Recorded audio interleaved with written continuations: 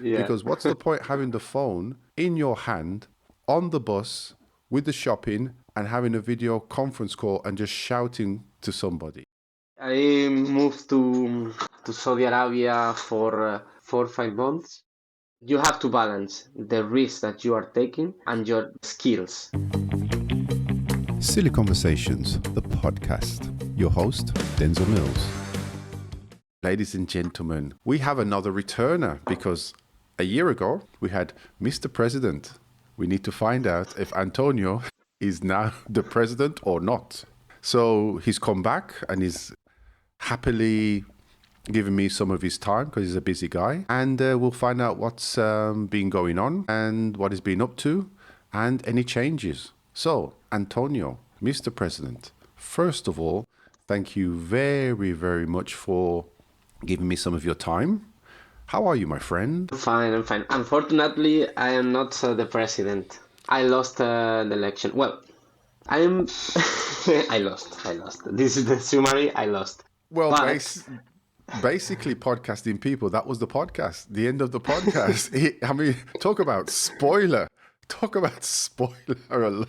no, because there is a good point, which is that you know that this election for the federations and so on, and are based on some different group of people. So different group of people vote for some group of people who compose the Asamblea, and Yeah, the then they assembly. select the president. So there are referees, athletes, clubs, and coach.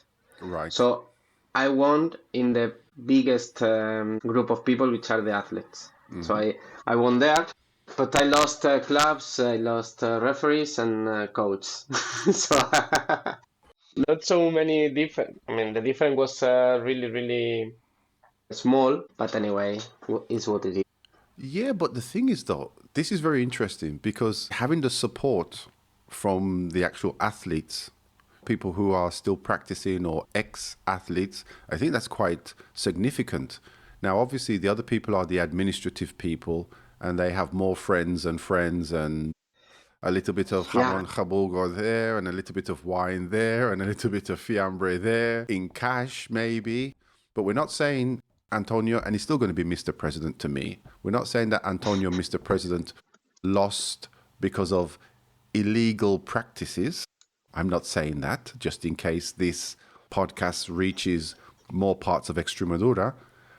But there's a potential possibility that Mr. President lost because of influential factors which start with euros and jamon. I could talk a lot about this, all these processes, because we complain from of the regulator about some of the things that happened during the process and so on. Right. We won the elections, was repeated. So many stuff happened during the process. So I cannot say that they did something illegal, because I cannot say that, but But say that I can say you it can. because Yeah, you can. I can't. I support you. I support you. So, I mean, that's quite cool. So, at the moment, the person who's president, now the presidency is voted for, is it like just like a permanent thing, or is it voted to change every 3 years, 4 2 years, years. five, every 4 years? Every 4 years. Okay, Yeah. podcasting Yeah. people, in 4 years' time, everybody, the 10 subscribers I know of, and anybody else who listens, I still only have 10, and anybody who listens, in 4 years' time, we will get, and everybody will go and, what's the word? Empadronar in and around Extremadura, and you vote for Antonio Alvarez. If Yeah, you but don't, I will find you each individual one, and I will hit you so hard you would not believe it. in the last 8 years ago was the first time that someone tried to get the presidency, and they changed the rules of the people that can vote during the elections. Right. So I mean, there are so many things happening around the election. So it's funny for me. It's funny because for me it's purely a hobby, Yeah. and for them it's a way of life. Let me Yeah. say. For Well, me, it's just a hobby that I think that I can improve some points in the federation, but I'm not going to fight harder because it's a waste. It's not a waste of time, but it's an investment, let me say. Yeah, an investment in time and also, I suppose, the energy, because Energy is it's a matter of energy. yeah, at the end, then people make things uncomfortable for those people who want to try and do some good. Yeah. That's And I don't want to continue fighting and spending energy on this matter. If I have the chance in the future, or I have more time or more energy to try again, maybe I will try again. But for now, I think that I am not going to to run for the presidency again. Unfortunately for your followers and for my followers in this podcast, but I cannot. I cannot. I don't have enough well, energy. at the moment you don't have enough energy, but things can happen. I don't know, somebody's car brakes might stop working or something. Nah, let's Yeah, see. but I hear that he wants to retire, the current president. He wants to retire and he's looking for a replacement. And he wants to talk to me, and but I don't want to listen. yeah, What exactly. he has Hang on, to tell me. can we just check this retirement? This retirement is not the mafia type retirement, okay? Just in case people are wondering. It's not the mafia type retirement, it's the normal old age retirement. But Yeah, this is are you still not the reason coaching? why. Are you still coaching though? Yeah, not so very often because I am traveling a lot. In the last months, I've been traveling a lot, so I stop a bit. I mean, I am trying to at least once per week, every 2 weeks or something like that. I Right. try to be in contact with them, and try to make some sessions. But in the meantime, and I am delegating to another guy, and I am just sending the work that they have to do, and that's all. Right. That's So all you- I so can do. so so as a coach, like some of the people who have personal trainers, you're preparing like their training plan and the exercises that they have to do for the katas. Yeah. Not for the kata because we are only fighting. We are All not right. competing in katas. But yes, I prepare the plan for the season, the different sessions. So this is what I am delegate. Well, I am doing that, but I am not directly leading the class or Right. teaching them. So then in your kind of group, how many people are you doing this activity for? Now I have only 8, Eight. I mean, we say only eight. How many did you have in the past? 12, 13. That's a lot of people. Well, I mean, I normally train with around 30 people altogether, so 12, 30 is a small group for me. All right. So imagine then, so the people that you have are, I suppose, at a certain level and over, yes? Or do you have like any complete beginners? No, not beginners. Right. At least people who are familiar with judo, and also competitors. So people who want to fight in competitions, take medals in the best case, in case, and this kind of thing. But for the beginners, my group is not for beginners. Right. And have you had anybody that you've been coaching recently or in the past? Have you had anybody who's been in like regional Spanish championships, European championships, or Yeah, I have some of them that championships, Mhm. champions, sorry, and also they took some medals in Spain Cups and something like that, but not in the Spanish Championship properly. But the Spanish Federation organized some cups, Yeah. tournaments, national tournaments, and they took some medals there. Right. And is there anybody that you have at the moment that you think, well, this person could could be European level in terms of championships or maybe potential Olympics? I'm talking about, in the next three, I would four, like five years. to say yes, but let me tell you that I'm very romantic guy. So I Okay. am very focused on make them fall in love with judo. As well as Right. I am in love with judo, I want the same for them. So I am not very focused on the result because I think that this is very negative for them because increase the pressure on them. So I'm very focused on make them fall in love with judo, and I would like to them to understand all the philosophy behind. Right. and learn some stuff that they can use in their life out of the gym. Something like that. So I'm not very focused on the results. Yeah. So it's more like the philosophy of it and the transferable skills from actually learning judo and those transferable skills that they can actually apply to everyday life. Yes. Yeah, so my expectation is they can kill the current president in the future, so I can take the presidency. That is the final target. But when they do kill the current president, they do it out of respect and care for the profession. It's not just Yeah, killing for killing.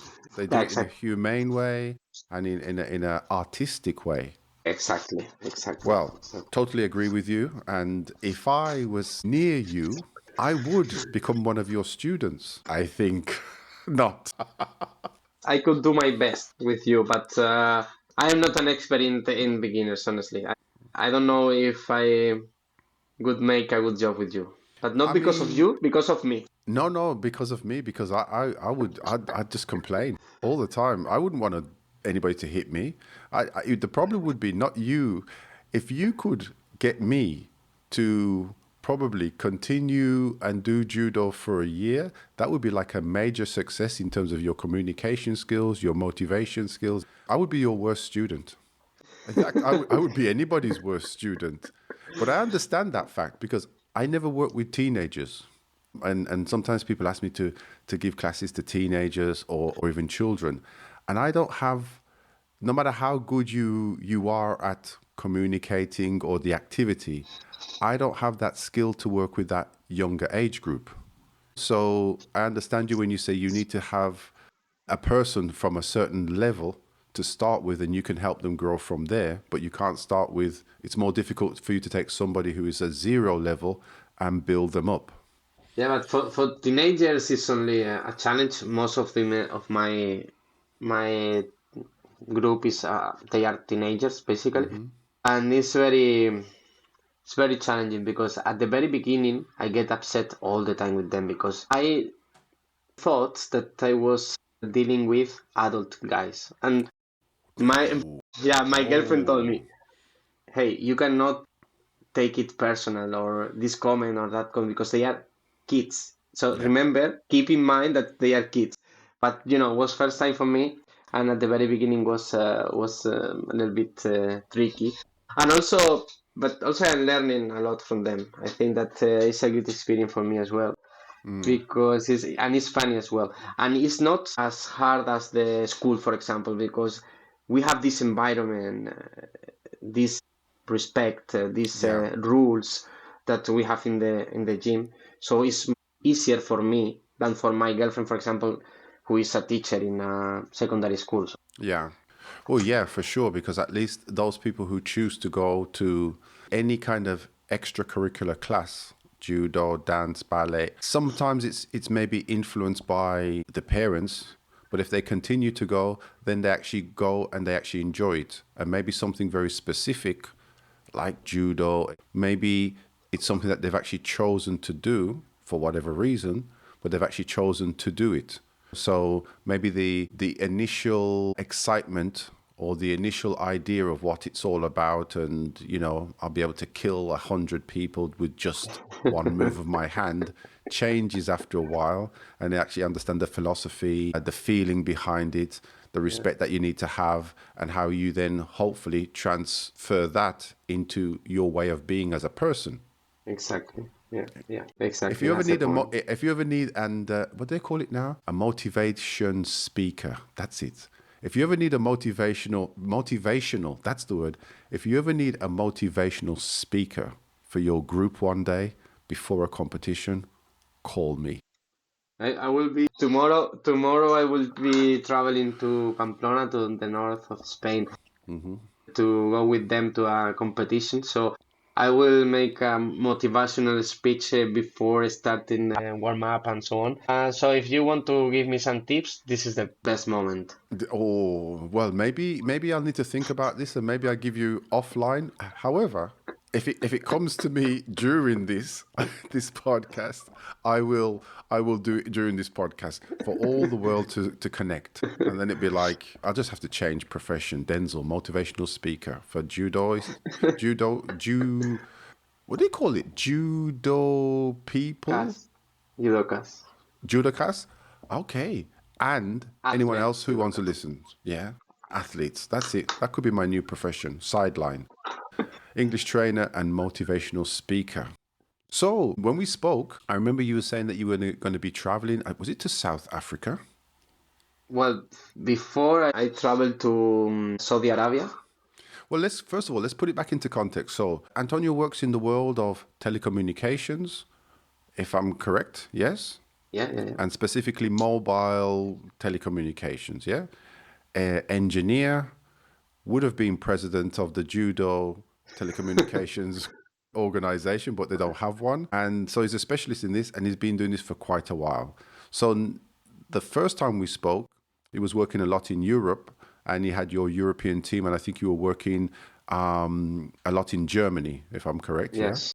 Yeah? Yes, basically, yes. So now it seems a year later, apart from not getting the presidency, but still Mr. President to us, he seems to be expanding, not physically. He still looks good, looks very healthy, but seems to be expanding. So tell us a little bit about the world of work you've been involved in and what you've been doing. Well, I moved to Saudi Arabia for 4 or 5 months. Yeah, to work as consultant in a telecommunication mobile operator. And basically my job was to advise them about what to do in the future with some relevant topics to get the leadership in the market. So Right. very challenging project because they have the money, so they can invest whatever they need, but they need to address the investment in the proper way. That's the key message. But it's funny because normally in Europe, when we are doing this kind of work, normally we are very focused on saving money, how they can reduce the OPEX, the operational cost, and these Yeah. kind of things. Called sustainability, these kind of things. Came first time to them and say, hey guys, you can implement this, and that to save some money and reduce the operational cost, blah, blah, blah. They, they were looking at me with a very strange face, Yeah, saying, like, what are you what talking the hell are about? you talking about? Yeah. Saving money for what? That was my first shock. You Yeah. say, well, maybe you don't need, but the sustainability, the world, I don't know. They say, no, forget these kind of things. Yeah. So you were living there for like about 4 months. And I Yeah. suppose, obviously, you had the work side of things, but how was it working with the Saudis or the people? Some of them may not have been all Saudis, but how was it working with the Saudis in comparison to working with the European groups or people you've worked with? Well, they are very, very, very demanding guys, very challenging guys, because the general approach is I have the money and you are some kind of a slave that you are looking for my money. Let's get an agreement. I have money, you have muscles to work. Yeah. So they are very, very, very demanding because they are very familiar with this kind of approach. They have guys from around the world working Yeah. for them. So the perception of the customer is that you are some kind of a slave for Right. them. Yeah. There are different levels, let me say, different level of slaves, Yeah. depend on the work that you are doing, but basically this is the approach. So I basically they're buying the service and they're expecting you to provide the service because they're paying for it. They Yeah, don't but see it this as a not. I mean, collaboration. this is normal approach in the entire world. But it's how they interact with you and with the rest of the guys that are they are working for them. Because there are two levels of people. There are three levels, maybe, but two levels: Saudi guys, non-Saudi guys, Right. and there are so many difference, but so very demanding, we So work what a did lot there. yeah? We spend so many hours there, but very, very successful in the other hand. Yeah. So what did you have to change in terms of maybe communication style, in terms of attitude to, how can I say, feel comfortable working with them or accept this type of treatment or behavior? Well, I felt confident with them because uncomfortable because it's true that they are very direct, but Comfortable very or uncomfortable?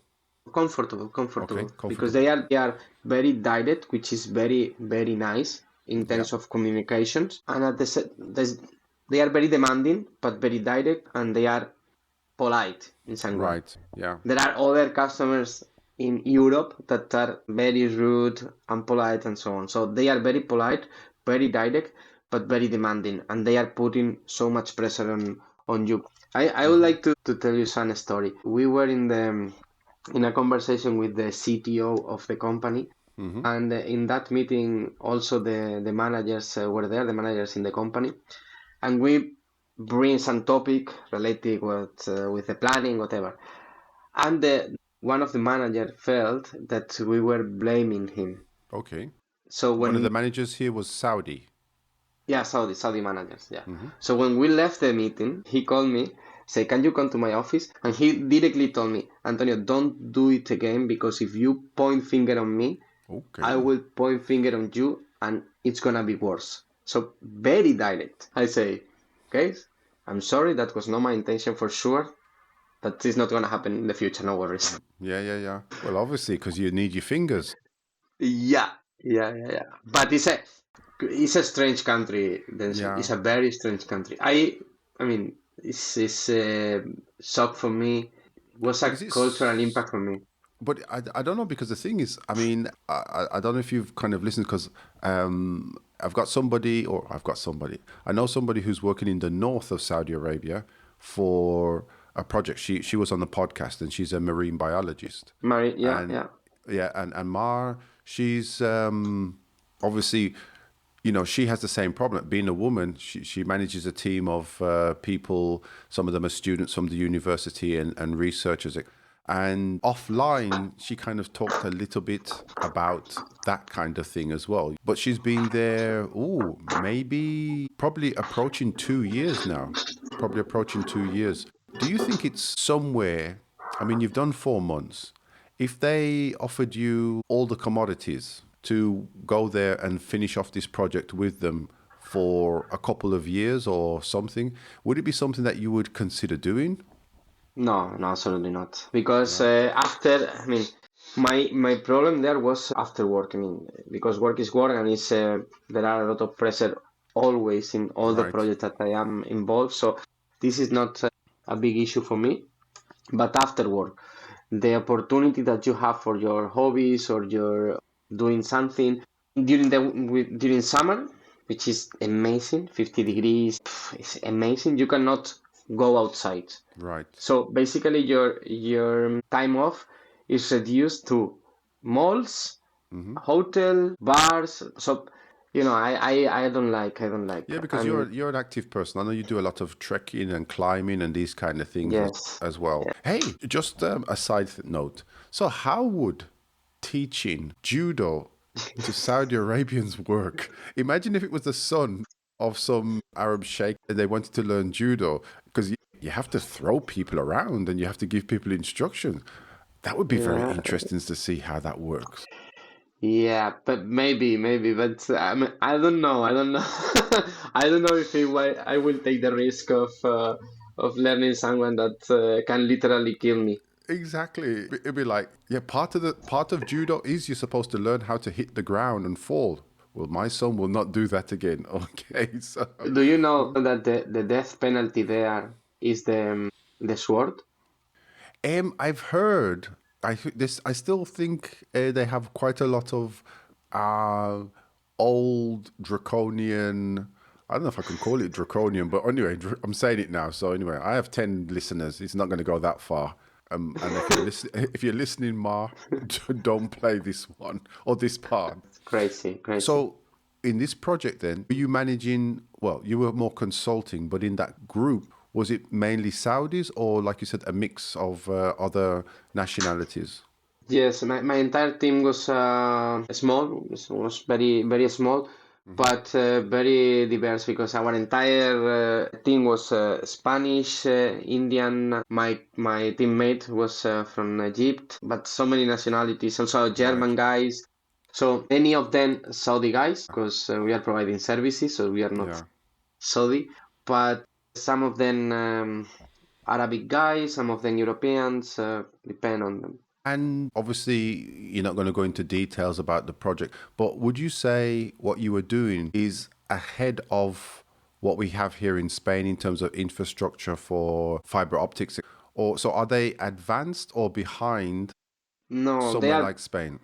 they are aligned with the global market, not less. But the target that they have is to be top 10 operators in the world, which is very Right. challenging because of the environment. Consider that for example, just an example to give you an idea. The difference is that here in Europe, the average data consumption per user per month is around 23, 24 gigas Yeah. per month per user, and there is around 65 or something like that, 65 gigabits per person and month, because they are using the mobile network inside the home. They are not So, using fiber so much. so when we talk, you said in Europe generally the average person's usage per month was something like 24 gigabytes. Yes, yes, Really? yeah, 20. I mean, it sounds a lot. Okay. Well, now with video conference calls and things which people seem to do on the Exactly. bus without a microphone and holding the phone facing the floor and then talking to their mom, their sister, their boyfriend, whoever, I think this should be banned. I think the whole video conference call things should be somehow, there should be like a blocking feature that when you go on public transport, it's blocked. Planes, aeroplanes, Yeah. unless you're at home and in a bar, a Yeah. physical brick building, that's the only time you can do video conference calls. Yeah. Because what's the point having the phone in your hand on the bus with the shopping and having a video conference call and just shouting to somebody? No point. But because the behavior of the user, especially the young people, is changing a lot. I remember that one of my teenagers that I'm teaching, she showed me a conversation with her friend, but nothing interesting, and I saw so many pictures, but Right, one time picture, this picture that you delete after you see right. so many of them, and I say, why you exchange so many pictures? And she told me, no, it's a normal way that communication for us. I send a picture, she come back with another picture, and this is the way that we maintain the communication. And I was Wow. really really surprised. So there are some communications behaviors that are changing a lot. Yeah, but I mean, just for me, sometimes just too much. I'd love to be a millionaire, and when I'm traveling by public transport, just like I don't know, 100 headphones or earbuds in my bag, and when I see somebody having this conversation with someone, just give them one and say, "Listen, Toma, take it, Take it, you take it, know, please, please. exactly." Yeah. Or have some kind of blocking system, so they have to use normal phone conversations. So they're kind of using 90, you said about 90 odd gigas in No, Saudi 60, Arabia? 60, 60. 63. Because they don't have historically, now it's different, but historically, since the country is huge because it's Hmm. super big country, they don't have a good fiber optic footprint Hmm. in the country. So they are very familiar with this model that you have a router in the house, but is Right, taking the signal from the mobile network, not from the fixed network. right, So this consumption is too high in Saudi Arabia, even in the cities that they have fiber deployment and they have a good footprint. But it's like I cannot say cultural, but in some way it's cultural. They are very right. familiar with this kind of services. Yeah. A couple months ago, about a month ago, I don't know, read something or something came up in the feed on my phone. They were talking about 6G. So again, I was surprised because I hadn't heard anything, and then it kind of came up in the feed. A place like Saudi Arabia using 5G, would this be one of the places where if 6G networks actually started functioning well, would this be something that would be, or Saudi Arabia would the kind of place that would really exploit the use of 6G, or they can still manage quite easily with 5G networks at the moment? Well, they are still in the phase of 5G standalone deployment, means the 5G advanced Right. in some way. So they are deploying 5G still, but the plan that we are making for them for the next 5, 6 years, it's including 6G and also satellite communications and one technical part which is millimetric waves, which are the signal that have so much capacity but very reduced or very limited range of influence. Yes. So this kind of technology, they are now planning how to invest and how to deploy this technology. So the answer is yes, they will be leading the market in say in 6G probably. But before them, I expect that China and also some MNOs, mobile network operators, sorry, operators in United States also start deploying this activity. Yeah, Verizon, which is the American MNO, is one of the most advanced network in the world. Also in China. Yeah, also China is very advanced. And then the best operators in the world are in the Gulf, but in Emirates. Because the network in Emirates is very easy. It's a small country with so much money. Yeah. So when you said this thing, when you said, was it millimeter wave? And apparently it's small by the name, millimeter wave. But what is it? It's basically it's about the frequency of the signal, right?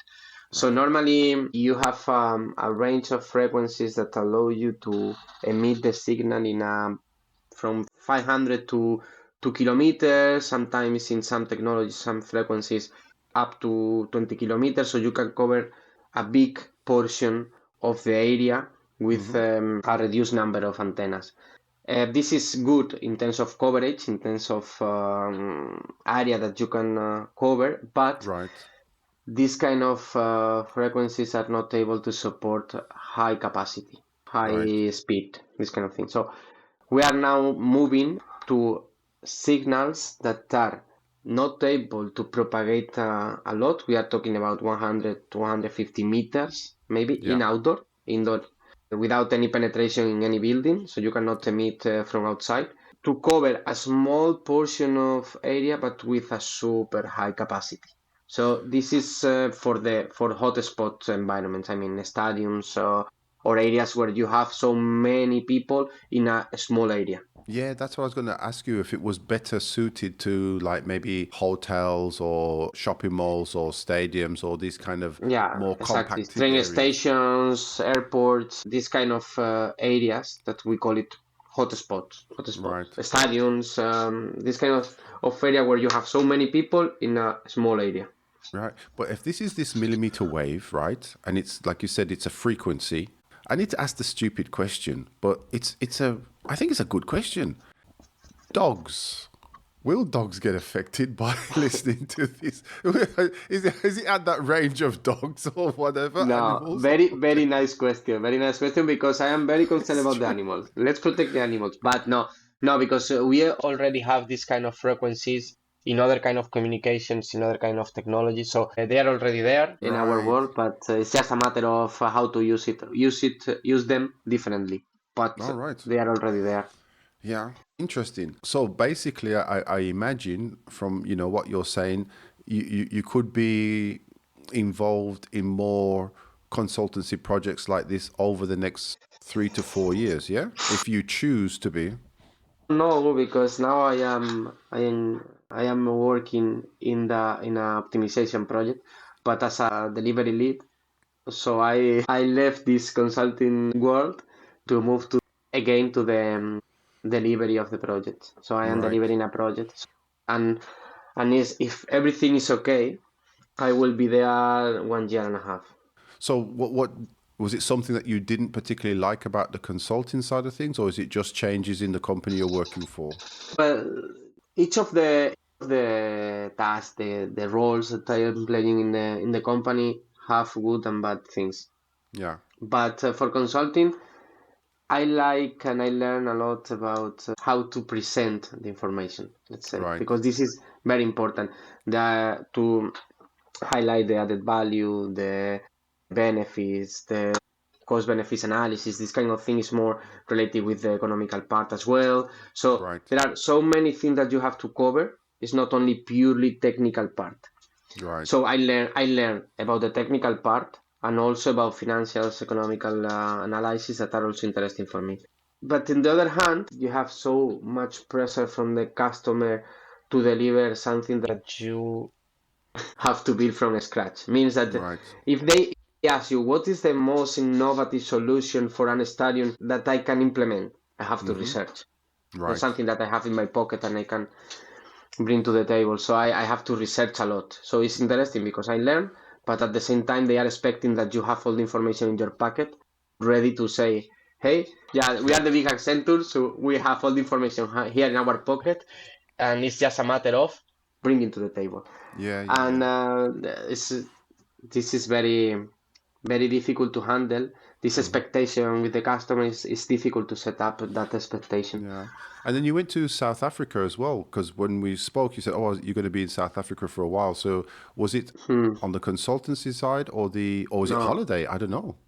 no. I am working there as a delivery lead. I am leading the delivery of a big project there, which is in trouble, and I am trying to recover the situation. So super big challenge, Yeah. very Yeah. interesting for me from a professional perspective, and for me a win-win situation. If the project that after I start working there is still in a bad situation, it's what it is. If I recover the situation, I win. If Yeah. not, it's okay. It's what it is. So it's Well, a good even situation. so, in one respect, maybe not becoming president of the Extremadura Judo Association has kind of freed you up to say, okay, I can try this, or I can do this, or I'll accept this from the company, because Yeah. obviously some of these were periods of time when you're out. Yeah, maybe it had. There's some connection of the reason why you didn't get it at this moment, but long term, based on this consultancy work, and like you said, you've got the technical knowledge, you've got the financial knowledge, you've got the project planning knowledge and implementation. I don't know, in let's say 10 years' time, do you think you would have, or now, do you have enough knowledge to work as maybe as a freelance consultant if you wanted to? Well, I could, but I think that I could because I have the contacts, I have now, I think, the knowledge, experience, and so on. Mm-hmm. But in Europe in general, but in particular in Spain, it's very difficult because the approach that in my area normally they hire people through companies and Right, they right. directly engage the companies with with the services and so on, but they are not very familiar with this freelance approach for my area. Yeah. In Europe, yes. Out of Europe, also is a common practice. But in 10 years, I hope and I wish to be working only in Spain because I don't Yeah. want to travel. I get now a few days ago my gold frequent flyer card, and this is Right. not a good news. That's true. You have to have a gold frequent flyer on the airlines. Yes, it basically tells you and says quite a lot of how much traveling you're doing. So Yeah. then, when do you when you get the free time? Because, like I said, I know you like to do outdoor stuff, climbing, trekking, and things like this. So when you get the free time, where do you spend it? Because remember last time you gave a little guide to everybody about places to visit in Extremadura. But when Hmm. you get the free time, obviously you've got your partner, you've got your family and friends. But how do you spend that free time? Because it's very limited. Well, when I am outside, outside the country means Mm. working. I try to visit the country as much as possible. And when I am in Spain, I like to go to Gredos in Avila, All right, yeah. which is a amazing place indeed. I had a plan to visit Gredos this weekend, but I have a problem in my knee, so I cannot hike for a while, maybe 1 month. But this is one of my favorite places for a short period when I am in for a weekend, or I spend so much time there with friends and also alone, hiking and visiting some mountains that I like. Right. So I'm a super exercise freak person. Okay. I don't even have a gym subscription anymore. So Yeah. But anyway, but when you said hiking, are you one of these people when you say hiking and you say it with such a relaxed way, but your hiking is like 4, 5, 6 hours of hiking?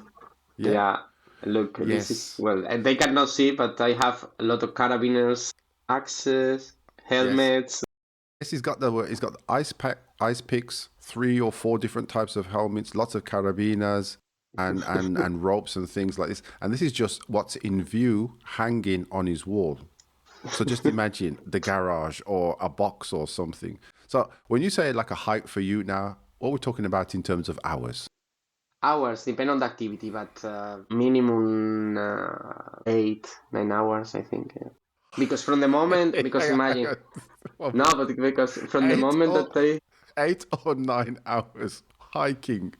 Yeah? well, hiking, from the moment that I leave the car Yeah. till the moment that I come back, around nine Yeah. hours. Some of them are in a flat area, so it's not hiking all the time. But the approach to the main activity sometimes is Right. 2 hours, 3 hours. Yeah. So if I'm going to climb, I don't know, the Almansor, or which is my next target, I have to climb the Almansor. Just to arrive to the area, I need 2 hour and a half or something. Yeah. So means that Yeah, because I saw you said you had ice pick. What's the highest mountain or highest you've climbed up to now? well, climbing Well, literally or climb or with ice picks or whatever. What's the kind of highest? without ice picks, the Tubkal, but it's very very very easy, The where? very easy. Tubkal is in Morocco in the Atlas.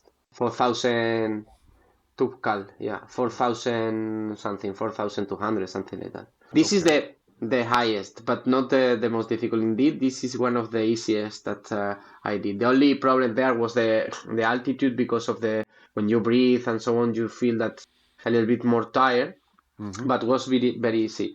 I think that Okay. This is what I like. I like the word podcasting people. Maybe by the end of 2026, I will do the do it, Tukal do it, in Denzel. You have to do Morocco. it. Yes, and then they fly my body home in a box. No, I can tell you, you can split the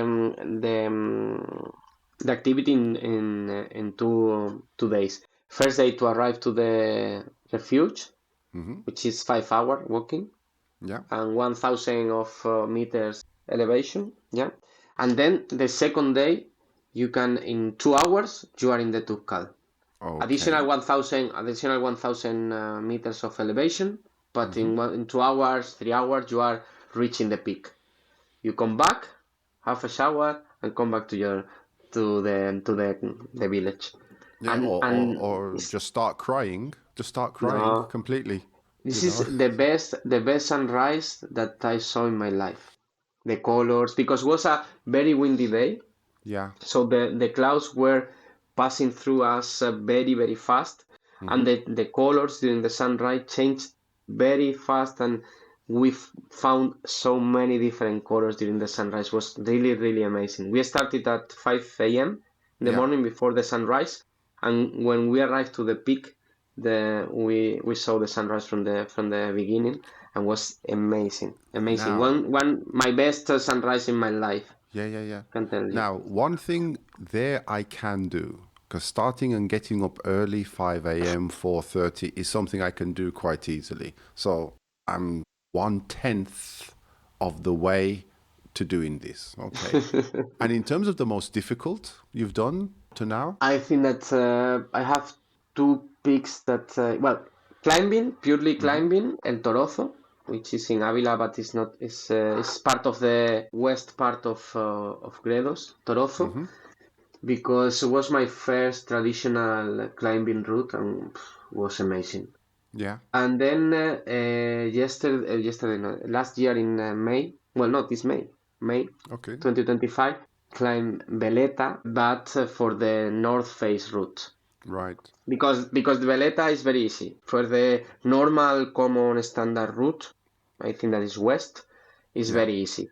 The slope is very relaxing. It's a good walk. It's not hiking. Right. It's just A trekking, walk. Yeah. enjoy the views and so on and so forth. But for the north face, it's more vertical, and you have to climb a bit, and it's very, very beautiful. The very fact that you talk about the faces of the mountain range just tells me you're in a different level. The very fact that you're talking about the north face or the southern face or whatever tells me that you're in a different range. But in this case, were you using the clamps and the picks to climb up, or was it more just were you using clamps and picks to climb this north face, or was it Depend necessary? on the area. The Yeah. the peaks are for the areas that are vertical in some way and with ice. So you are literally, indeed I have a screw also to put in the ice. So you are passing the rope through the screws and using the picks and your clamps to be on the wall But basically. how did you kind of then get into this level or these next levels? Was it just little by little and then you go with a group of people and they do something and they coach you and you continue? Because you sound like you're in another level of No, no, no. No, but I start climbing, sport climbing, in indoor, outdoor sport climbing. Then I discovered that I like also to the mountain, and I right, discovered that I can climb the mountains with other material, traditional climbing, right? right, And then I discovered the winter routes that are my passion now. So it's a progression in the mountain. First, the basics are the sport climbing, which is going to give you the basic skills to be comfortable in some way in the mountain, and then you start learning how to tie the ropes or start learning additional skills that allow you to go to the mountain. And has there ever been a point where you've been climbing and you've thought, this is more than I can really do?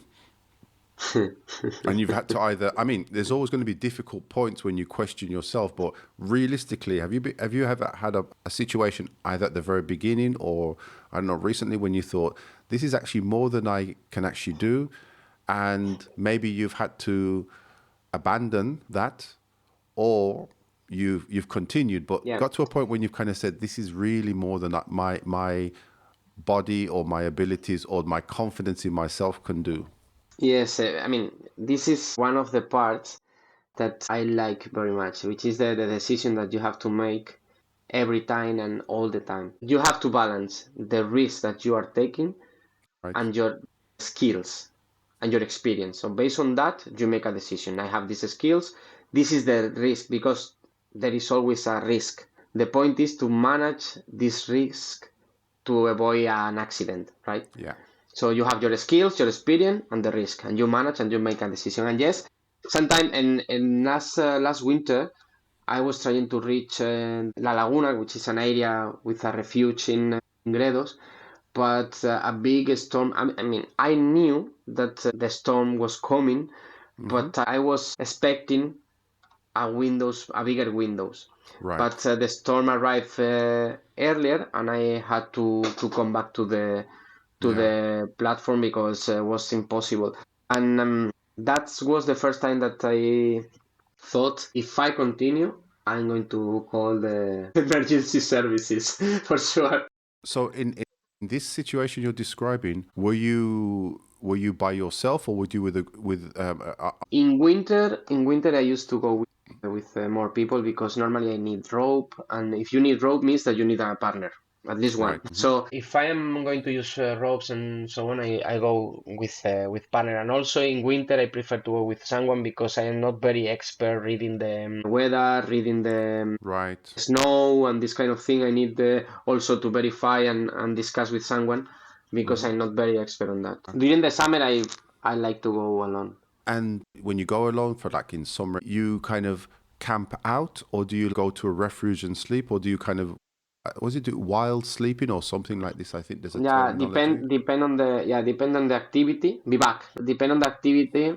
Sometimes I use my sleeping bag to sleep wherever during the summer, because during the winter it's more difficult to find a Yeah. place that you feel enough comfort. Enough, I mean, you're not gonna die because you are always uncomfortable during the winter in the mountain because it's cold, windy. I don't know. It's Yeah. not comfortable. You are not looking for that. You are looking for the adventure, right? But during summer with my backpack, I can Yeah. find some bivouac, and I can depend on the And activity basically. If it's too long, I need to sleep in the middle, but yeah. otherwise I don't need And it. that moment of, because very few people, we get solitude.